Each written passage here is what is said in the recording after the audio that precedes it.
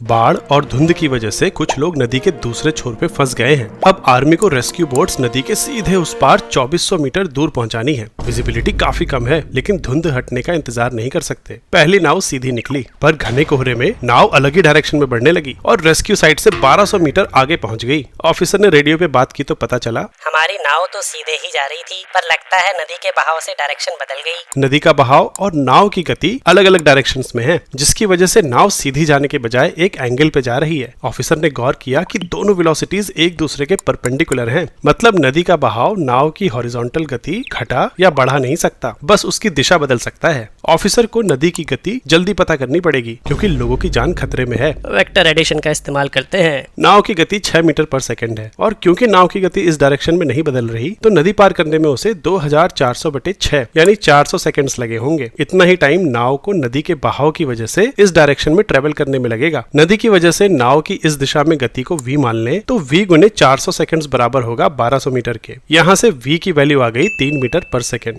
अगर नाव यहाँ से थीटा डायरेक्शन में जाए तो बहाव के विपरीत इसकी वेलोसिटी 6 sin थीटा मीटर पर सेकंड होगी। सीधा जाने के लिए नाव की वेलोसिटी के इस कंपोनेंट को 3 मीटर पर सेकंड के बराबर होना पड़ेगा। यहाँ से थीटा की वैल्यू आ गई 30 डिग्री। मतलब नाव को नदी के बहाव की दिशा से 120 डिग्री के एंगल पे निकलना होगा। अब रेस्क्यू ऑपरेशन के लिए कोहरा छटने का इंतजार करने की जरूरत नहीं।